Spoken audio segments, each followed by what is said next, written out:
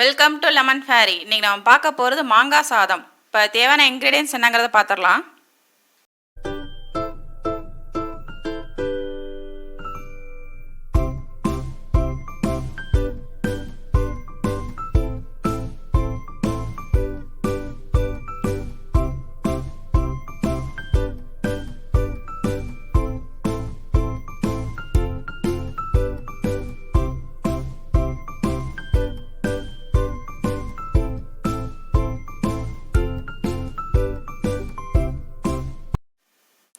ஒரு பவுல் வர மாதிரி சாதம் வந்து நல்லா உதிரி உதிரியாக வேக வச்சுக்கோங்க. ஒரு சின்ன பவுல் அளவுக்கு மாங்காய் வந்து நல்லா துருவி வச்சுருக்கேன். ஒரு டீஸ்பூன் வந்து கடுகு உளுந்தம் பருப்பு, ஒரு 4 பச்சை மிளகாய் எடுத்து பொடி பொடியாக கட் பண்ணி வச்சுருக்கேன். ஒரு அரை டீஸ்பூன் வந்து பெருங்காயத்தூள், தேவையான அளவு கருவேப்பிலை, ஒரு 4 முந்திரி பருப்பு வந்து எடுத்து பொடி பொடியாக கட் பண்ணி வச்சுருக்கேன். ஒரு 1/4 டீஸ்பூனும் வந்து மஞ்சள் தூள். அவ்வளோதான் தேவையான இன்க்ரீடியன்ஸ். எப்படி பண்ணலாங்கிறத பார்க்கலாம்.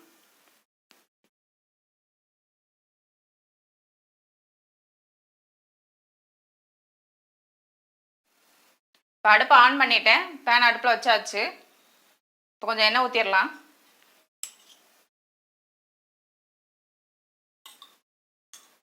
எண்ணெய் கொஞ்சம் சூடாகட்டும். இந்த ரெசிபி வந்து ரொம்ப சிம்பிளான ரெசிபி தான், ஆனால் ரொம்ப டேஸ்ட்டாக இருக்கும். இந்த ரெசிபி வந்து மாங்காய் சீசனில் பண்ணிங்கன்னா ரொம்ப டேஸ்ட்டாக இருக்கும். ஏன்னா அப்போ தான் மாங்காய் வந்து நல்லா டேஸ்ட்டாக வரும். இப்போ எண்ணெய் காஞ்சிருச்சு. கடுகு உளுந்தம் பருப்பு போட்டுடலாம்.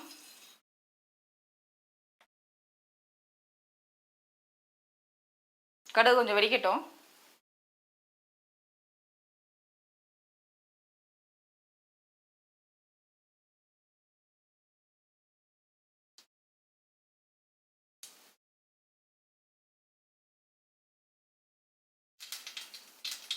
இப்போ கடுகு நல்லா வெடிக்குது. பச்சை மிளகா போட்டுறேன்.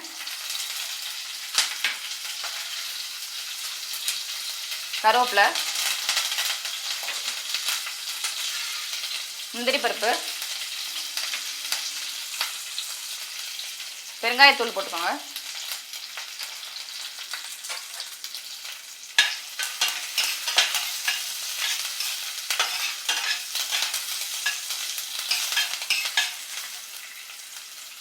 மஞ்சள் பொடி போட்டுடலாம்.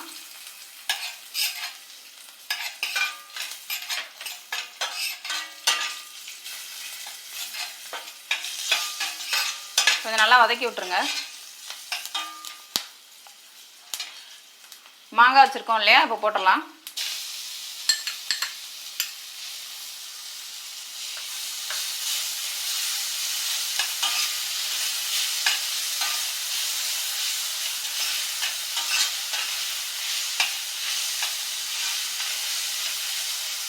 இது தேவையான உப்பு போட்டுருவோம்.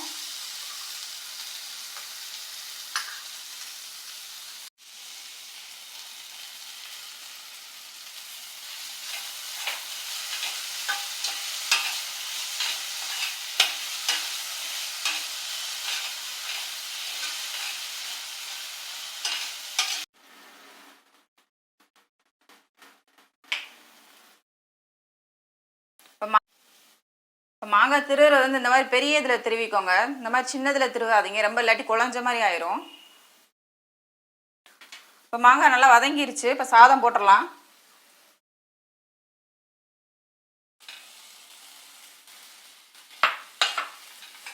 நல்லா கிளறி விட்டுருங்க.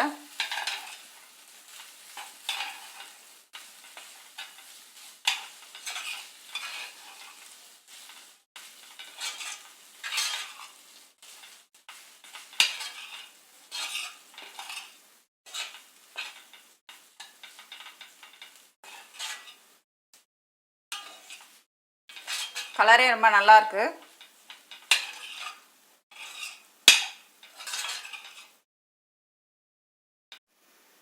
இப்போ மாங்காய் சாதம் ரெடி ஆயிடுச்சு. இது வந்து ஒரு ட்ரெடிஷ்னலான ரெசிபி தான் இது. நீங்கள் மாங்காய் செலக்ட் பண்ணுறதுன்னு பார்த்தீங்கன்னா ரொம்ப பழமாக இருக்கிற மாதிரி வாங்கிடாதீங்க. அமுக்கி பார்த்தா நல்லா கல்லாக இருக்க மாதிரி பார்த்து வாங்கிக்கோங்க. ரொம்ப டேஸ்ட்டாக இருக்கும். இந்த வீடியோ உங்களுக்கு பிடிச்சிருந்தா லைக், ஷேர், கமெண்ட் பண்ணுங்கள். மறக்காமல் சப்ஸ்கிரைப் பண்ணிடுங்க. தேங்க்யூ.